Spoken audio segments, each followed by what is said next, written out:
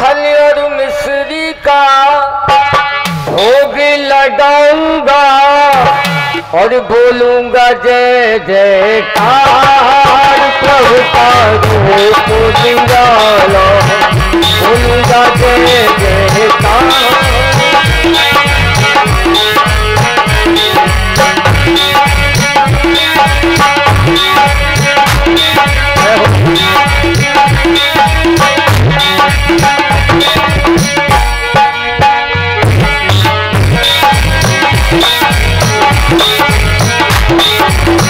बोलूंगा जय जयकार प्रभु का रूप निराला, बोलूंगा।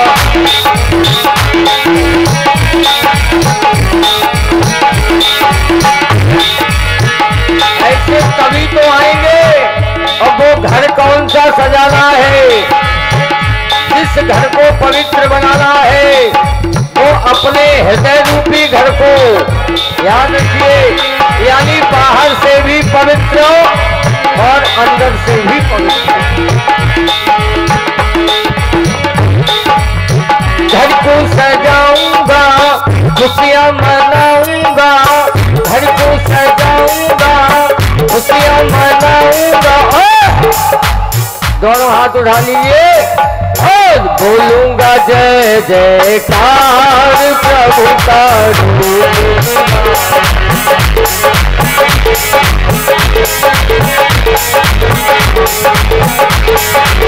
बोलूंगा जय जयकार प्रभु का रूप निराला, बोलूंगा जय जय।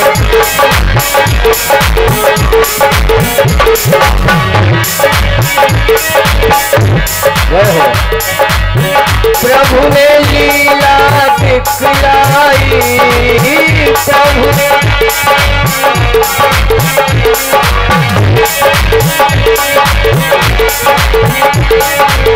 महिमा अपनी दिखलाई, महिमा अपनी।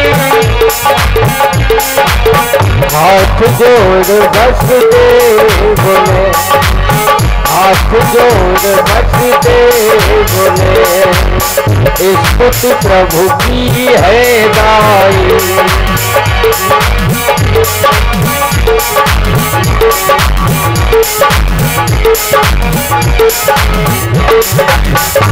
जब स्तुति गाई तो भगवान ने अपने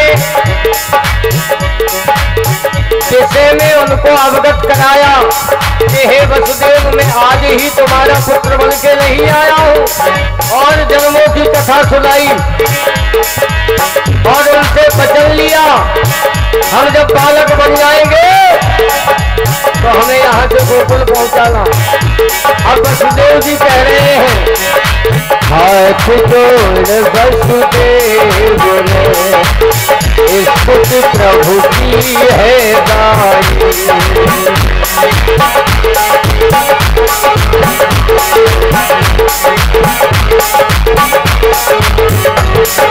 और गोकुल पहुंचाऊंगा, चिंता न करो, जो प्रभु का आदेश होगा गोकुल पहुंचाऊंगा, शीशे झुकाऊंगा, गोकुल पहुंचाऊंगा, शीशे झुकाऊंगा, बोलूंगा जय जयकार प्रभु का जय हो।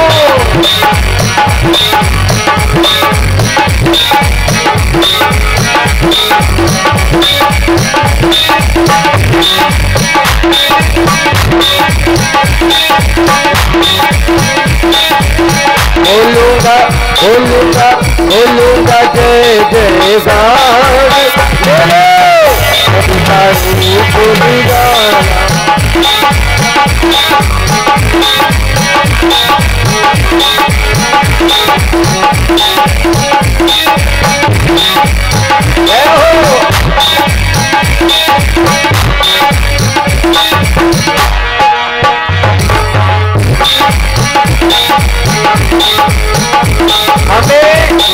अपने यहाँ यह प्रभु को बुलाना है तो तो हमें क्या क्या करना होगा? अपने हृदय रूपी घर को पवित्र बनाना होगा। सबसे पहली बात वो घर बता रहे हैं, असली घर तुम्हारा हृदय है, जहां से भक्ति का प्राकट्य होता है और भक्ति के ही वशीभूत भगवान है। इसलिए बाहर जो मकान है, जो घर है, वो तो साफ रखने ही है, लेकिन सबसे जरूरी है जब तक अंदर पवित्रता नहीं है तो बाहर की पवित्रता से प्रभु रीझने वाले नहीं है।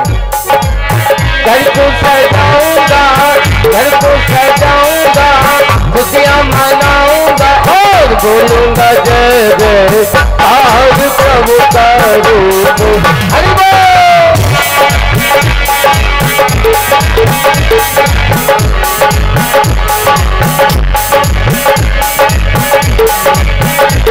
जय हो।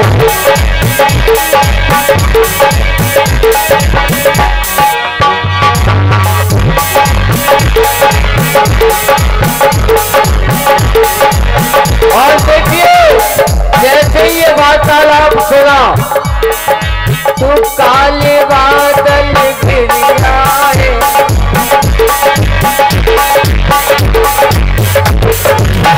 काले बादल घिर आए, मन में प्रभु की हर्षाए।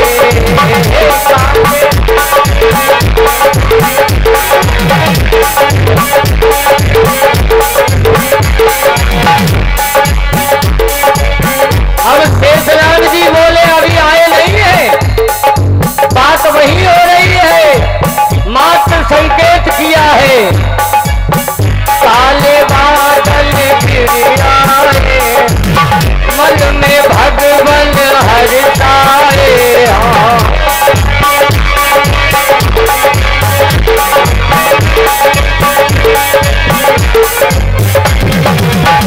अब शेष भगवान भी तैयार हो गए। शेष नाग उन्होंने क्या कहा? प्रभु हमें भी खुशी है, छत्र लगाऊंगा,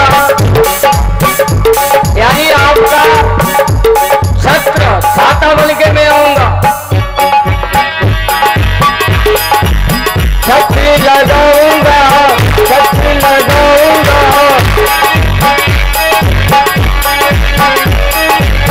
बोलूंगा जय जयकार प्रभु का रूप।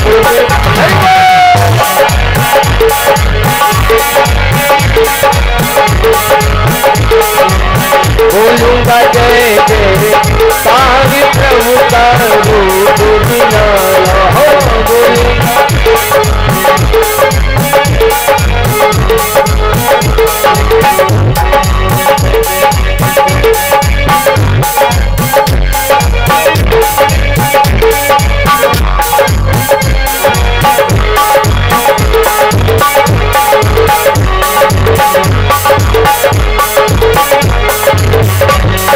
और घर को सजाऊंगा, खुशियां मनाऊंगा, घर को सजाऊंगा, खुशियां मनाऊंगा, माधव मिश्री का मैं भोगी लगाऊंगा, बोलूंगा जय जय प्रभु का रूप।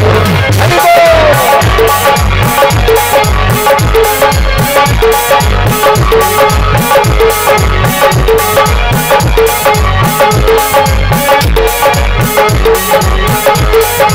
और बोलूंगा जय जयकार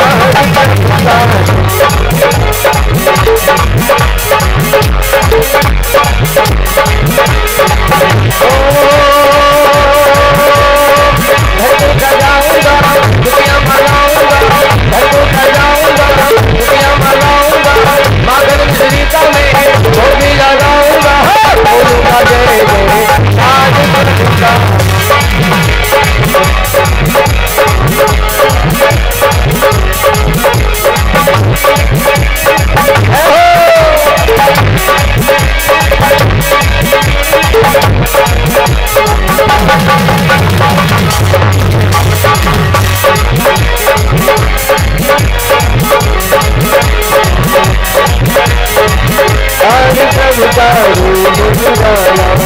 बोलूंगा जय जयकार प्रभु का रूप निराला, बोलूंगा जय जयकार प्रभु का रूप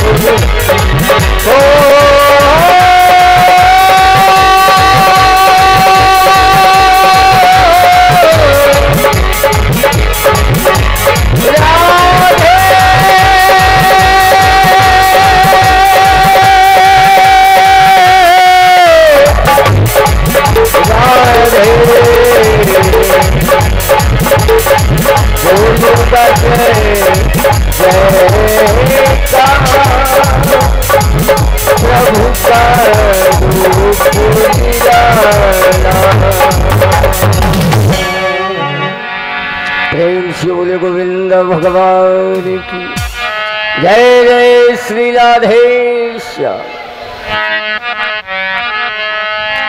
श्री सुखदेव भगवान ने बड़ा सहयोग है।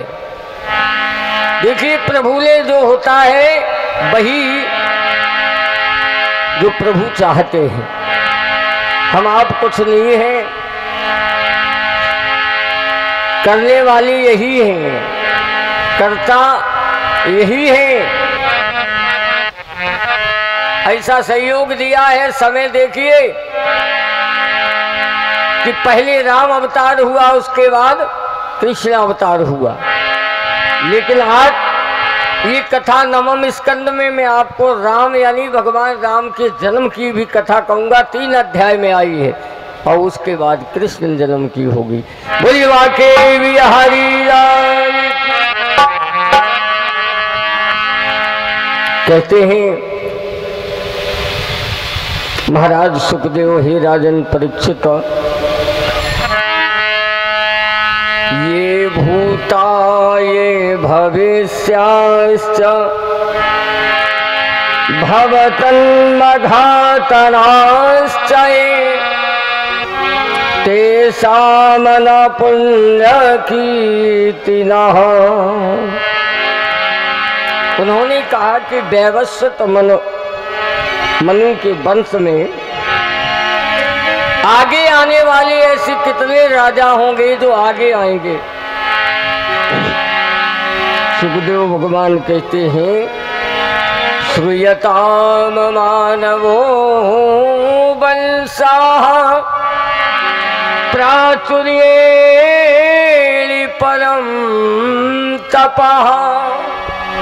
हे राजन, अब हम तुम्हें पावन सूर्य वंश का वर्णन सुनाते हैं। सूर्य के वंश भगवान कन्हैया चंद्र वंश में आए और भगवान राम सूर्य वंश में आए। यहीं से 2 वंश चले हैं। मनु वंश का यदि संक्षेप में वर्णन किया है, संक्षेप में किया है, सुखदेव भगवान स्वयं कहते हैं कि यदि इसका विस्तार किया जाए तो सैकड़ों वर्ष बीत जाएंगे। 1-8 वर्ष की बात नहीं है, सैकड़ों वर्ष। हे राजन, इसी वंश में भगवान राम का प्राकट्य होता है।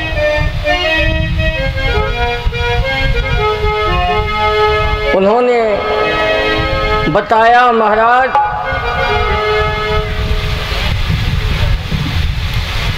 महाराज रघु जो इनके वंश में आए हैं, वहीं से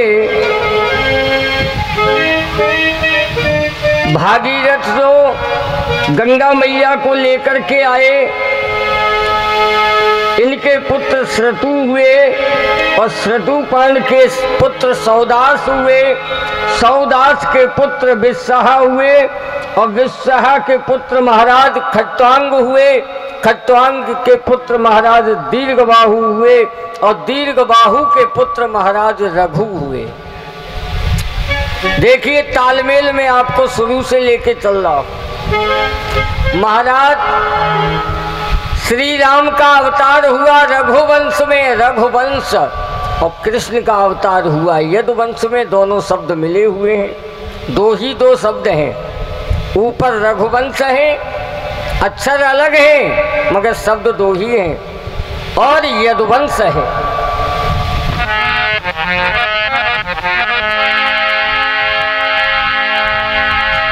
यहाँ राम है और यहाँ श्याम है।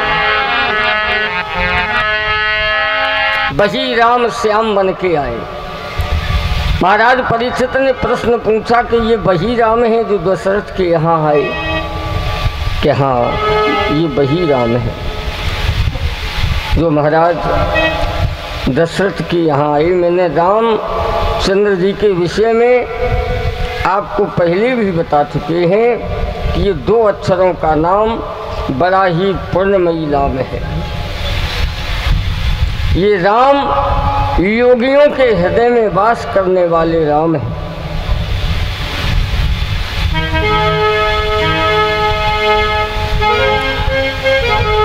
श्रीमद् भागवत महापुराण में 3 अध्याय में कथा आई है भगवान राम की। और उन 3 अध्यायों को सुखदेव भगवान प्रकट करते हैं, सुनाते हैं महाराज परीक्षित को।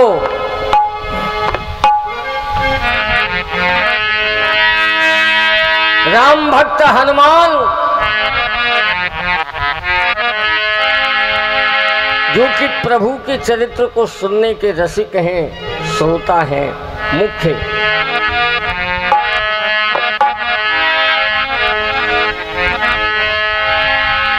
तो आइए, राम कथा ही अमर कथा है, इस बात को बताया था। राम कथा ही अमर कथा है। और बार बार भोलेनाथ ने 108 अवतार हुए। उमा, गौरा, सती, अलग अलग नाम हैं। उनको बार बार सुनाने का प्रयत्न किया, लेकिन पार्वती अंततो गत्वा अवतार ऐसा है, उसके बाद अवतार ही नहीं हुआ। लेकिन भगवान राम पे शंका सती ने की, और जब बन के पार्वती के रूप में आई तब भी उनके मन में वो शंका खत्म नहीं हुई। और भोलेनाथ से कहने लगी कि अजहू नाथ संशय मन मोरे। अभी भी हमारे मन में वही संशय है। इसलिए महाराज परीक्षित, प्रभु राम की कथा में संशय मत करना। भगवान राम की कथा डायरेक्ट धारण करने योग्य है, डायरेक्ट मर्यादा में है। और भगवान कृष्ण की कथा डायरेक्ट धारण करने योग्य नहीं है। मनन करो, चिंतन करो, तब धारण करो। हालांकि उन्होंने कृष्ण अवतार में भी मर्यादा ही रखी है, अगर समझा जाए तो। ये ज्ञानियों के लिए है। श्री राम प्रभु की लीलाओं को, कृष्ण की लीलाओं को समझने के लिए गोस्वामी जी ने लिखा है कि श्रोता वक्ता ज्ञान निधि। इनके लिए श्रोता और वक्ता दोनों ज्ञानी होने चाहिए। श्रोता वक्ता ज्ञान निधि, राम कथा कई गूढ़। भगवान राम की कथा बहुत गूढ़ है, समझ पाना बहुत मुश्किल है। तो आइए, ताली का साथ देते हुए 2 बार, जो कि इनके परम भक्त हैं बजरंगबली महाराज, जिनका दरबार आज कलयुग में जगह जगह लग रहा है, बालाजी महाराज। एक बार जयकारा लगाएंगे। बोल हनुमंत लाल की जय, बोल सत्य सनातन धर्म की जय।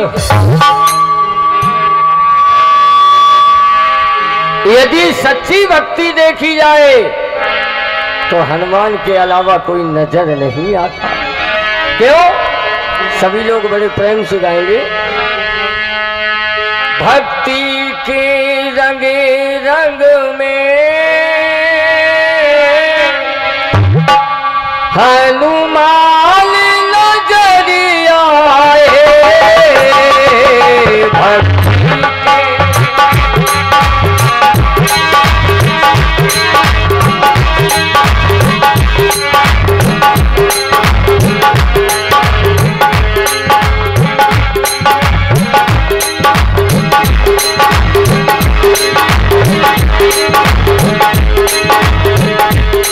भक्ति के रंगे रंग में और हनुमान नजर आए। कैसे?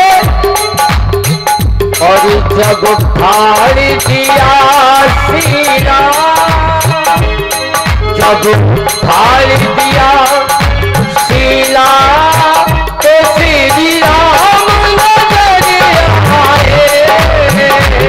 जब फाड़ जब फाड़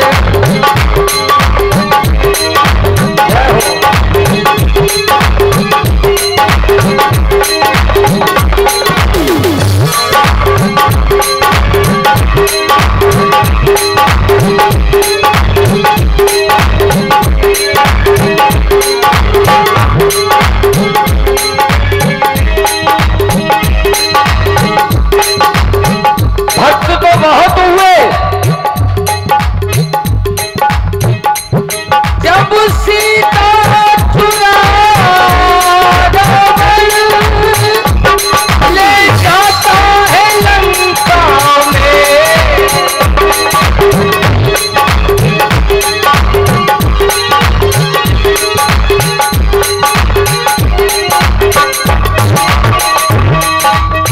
सीता जी को चुरा कर रावण ले गया।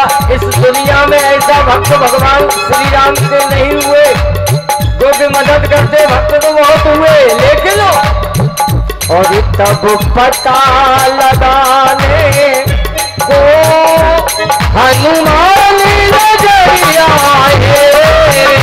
तब पता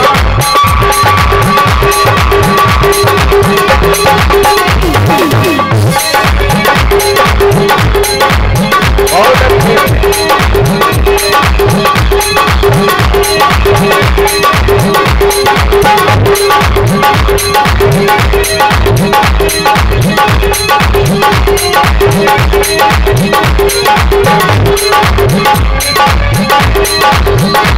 भक्ति के रंगे रंग में हनुमान नजर आए।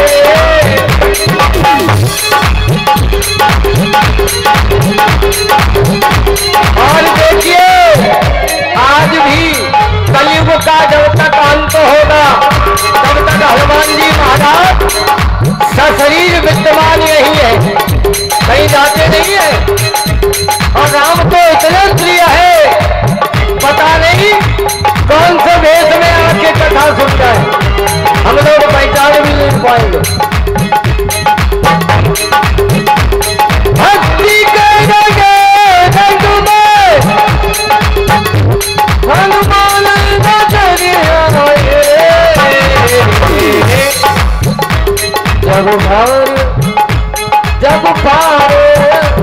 जब फाड़ किया सीना तो श्री राम नजर आए।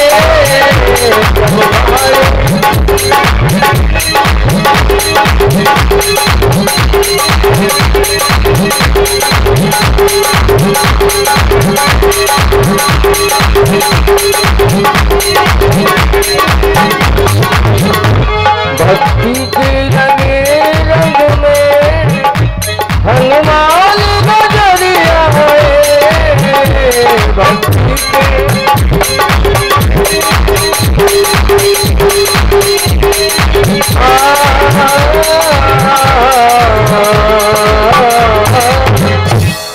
प्रेम से बोलिए हनुमंत लाल महाराज की।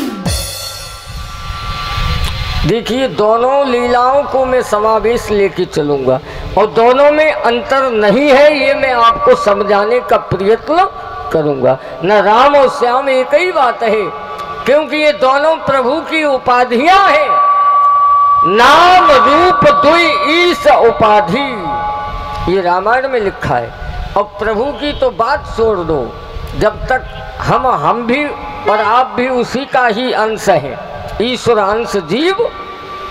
हम शरीर लेके आए हैं, ये रूप लेके आए हैं। इस रूप में हमारा नाम कुछ और है और पता नहीं पहले थे तब क्या नाम था, क्या रूप था। आगे भी ये रूप खत्म होगा और नाम भी। और भविष्य में जब आएंगे तो प्रभु कौन सा रूप देगा और कौन सा नाम देगा। सब लीला तो नहीं की, इसलिए उन्होंने बताया है।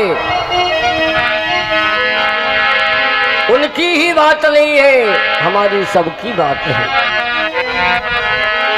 कहते ही राजन, सूर्यवंश में तुमने जो कहा है कि राम वही दशरथ की लड़का थे, जो पुत्र थे, हाँ वही राम है और कोई राम नहीं हुए। राम कथा में यदि एक बार शंका हो गई तो ऐसे मान लो 7 जन्म नहीं करोड़ों जन्मों तक 108 तो प्रमाण है। शिव पुराण में भी, शिव पुराण में 108 का प्रमाण है। इतनी बार शरीर बदला पार्वती मैया का लास्ट अवतार, लेकिन फिर भी राम पे सती के शरीर में शंका हुई महाराज। सती के शरीर में पार्वती जरूर बनाई मगर शंका मन से गई नहीं। हमारी आपकी औकात क्या है। कहते हैं राजा दशरथ को एक बार बड़ा दुख हुआ और ऐसा दुख हुआ, रामायण में लिखा है कि एक बार भूपति मन माही और भई ग्लानि मुरे सुतना। प्रयत्न तो मैं ये करूंगा कि शंका भी आप, यहाँ शंका ये है कि राजा को एक ही दफे दुख क्यों हुआ, प्रश्न है। जिसके संतान नहीं होती है वो तो हर वक्त दुखी रहता। आज देख लो, शादी हो जाए 2 साल संतान ना होए तो मायके वाले भी दुखी और ससुराल वाले भी दुखी। कहीं यहाँ समस्या लेके, कहीं वहां समस्या लेके। लेकिन महाराज दशरथ को एक ही ये प्रश्न है। एक बार दुख इसलिए हुआ जब चौथे पन पे पहुंचे राजपाठ में उन्हें पता ही नहीं लगा कि हम कब चौथे पन पे आ गए। उन्होंने दर्पण देखा तो कान के पास में एक सफेद बाल देखा, श्वेत बाल। तब उनको दुख हुआ कि आज सोच रहे हैं कि हमारी संतान आगे वंश कौन चलाएगा। तो बड़ा दुखी हुए रानियों के सामने। हरि दुखी आज दशरथ की आत्मा है, मेरी ज्योत जीवन की बुझने जा रही।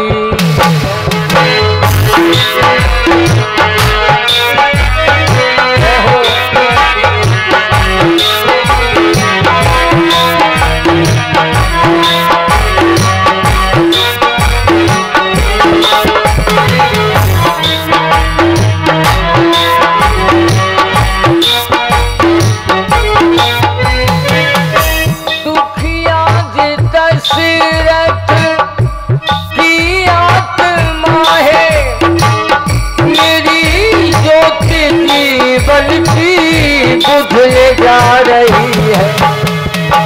अब तो चौथा पल आ गया है। रानियां दुखी है, होगा अब प्रभु क्या। रानियां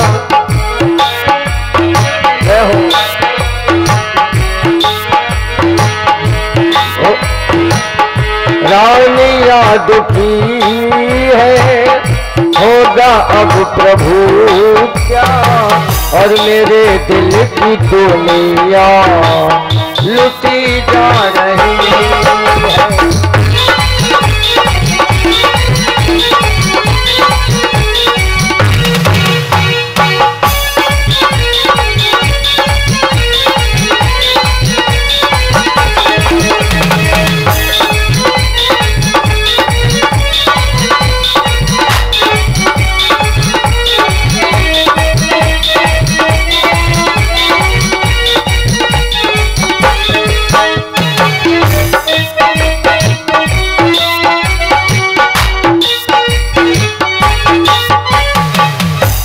दशरथ जी विचार कर रहे हैं, चौथापन आ गया है, धीरे धीरे उम्र वहां पहुंच रही है जहां सभी को जाना है। अभी तक संतान नहीं,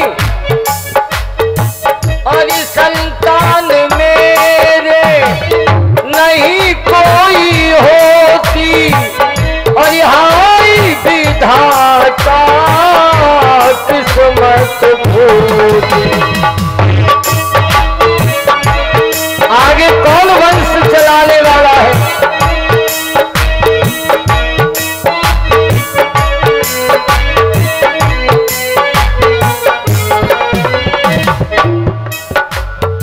और दया कर दया निधि, आप तो दया के सागर है, और दया कर दया निधि दुखी आत्मा पर, दया कर दुखी आत्मा पर, तेरा नाम ले कर तुझे जा रही हो।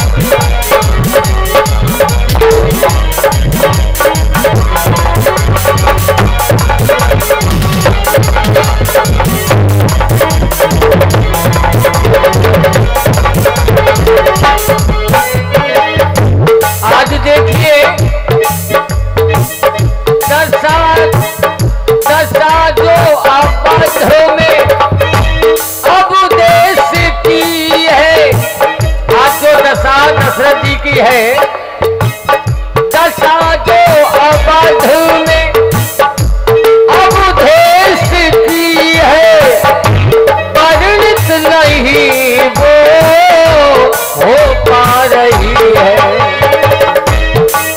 क्या वर्णन किया जाए उस दशा का?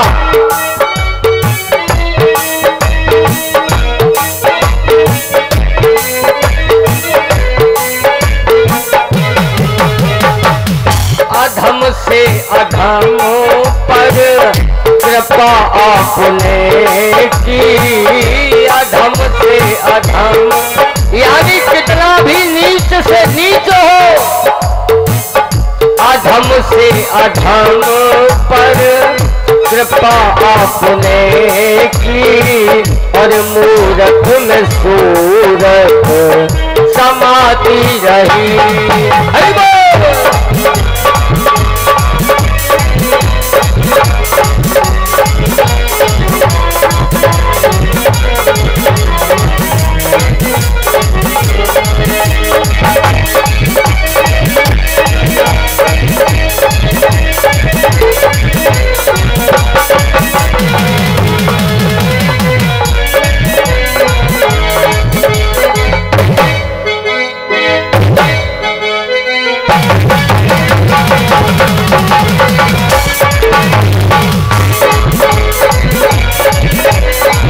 आनंद आएगा 1 घंटे।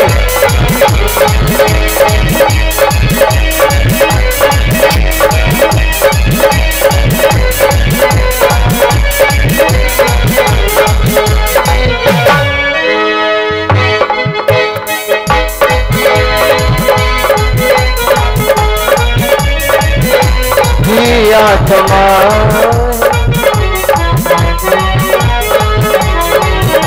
जाने लगा। प्रेम से बोलिए हनुमंतलाल महाराज की, श्री रामचंद्र भगवान की।